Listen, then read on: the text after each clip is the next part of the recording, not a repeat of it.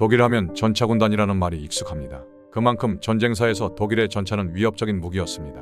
압도적인 무기인 전차를 앞세워 유럽을 평정했고 그 위세를 몰아 소련까지 진격해 나갔는데 그 당시 강대국이었던 소련 입장에서도 이 전차를 막는 것은 쉽지 않은 일이었습니다. 강력한 철갑으로 둘러싸인 장갑은 일반 소총으로 뚫을 수 없었고 그러다 보니 밀고 들어오는 독일의 전차들을 속수무책으로 바라만 볼 수밖에는 없었습니다. 그러자 소련에서는 비장의 카드를 준비하는데 바로 개들을 훈련하는 일이었습니다.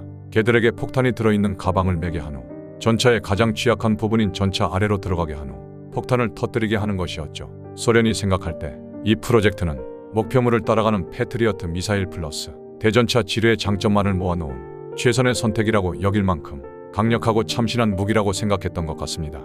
살아있는 개에게 이런 끔찍한 짓을 시키는 것이 전쟁 중이라면 괜찮을 거라 생각한 이 미친 생각은 놀랍지만 소련 군대에서 정식으로 채택이 되었습니다. 그렇게 선별된 개들과 함께 훈련을 하게 되었죠. 아무것도 먹이지 않은 개들을 데리고 온 후 전차 아래 음식을 두게 해 전차 밑으로 음식을 먹으러 들어가면 칭찬해주는 식으로 훈련을 진행시켰습니다. 그렇게 훈련을 끝마친 개들은 등에 폭탄을 메고 밀려오는 독일의 전차들이 있는 실제 전장에 투입되게 됩니다.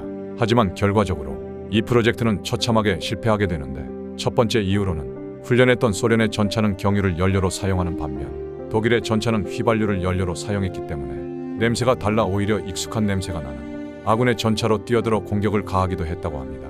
뿐만 아니라 아무리 훈련된 개라고 할지라도 엄청난 굉음과 함께 달려오는 전차로 향해 돌진하는 것은 엄청난 용기가 필요했기에 수많은 포탄과 총알이 빗발치는 실전 상황에서 전차로 뛰어드는 건 정말 쉽지 않기 때문이라고 합니다. 뿐만 아니라 전술 자체도 다듬어지지 않은 상태였기 때문에 처음에는 보병의 지원 사격 없이 독일군 탱크로 돌격했다고 합니다. 그렇다 보니 적들의 총에 노출되어 탱크에 도착하기도 전에 사살되는 경우가 많았다고 합니다. 이렇게 실패로 끝난 첫 번째 실전 투입 이후 소련은 더욱더 전술을 강화하고 대전차견 수도 약 2,000마리가 될 정도로 늘렸습니다.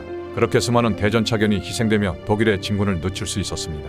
전차뿐 아니라 중요 요충지의 적재적소에 폭발하는 대전차견들의 자살 돌격이 효과가 발휘되자 그 후 재정비할 시간을 갖게 된 소련은 다양한 대전차 무기를 지원받고 개발하게 되자 살아남은 대전차견들은 지뢰를 찾는 탐색견 또는 통신장비 또는 의료장비를 들고 다니는 또 다른 임무를 맡게 되었습니다. 결국 전쟁은 소련의 승리로 끝나게 되었지만 전쟁 곳곳에는 수많은 생명들이 희생되었습니다. 그 중에는 사람뿐 아니라 개들도 있었던 것이었죠.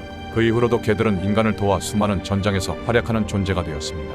다만 대전차견을 통해 전쟁이라는 것이 얼마나 인간을 극한으로 몰아붙이게 되는지 한 번 더 일깨워주는 사례로 남게 되었습니다. 시간이 많이 흘렀지만 한 사람으로서 대전차견이라는 끔찍한 프로젝트가 있었다는 것을 알고 여러 사람과 이야기함으로써 희생된 개들에게 조금이나마 위로가 되어주길 바라는 마음을 담아 영상 마치겠습니다. 영상 시청해주셔서 감사합니다. 다음에 더 흥미롭고 재미있는 반려견들 이야기로 돌아오겠습니다.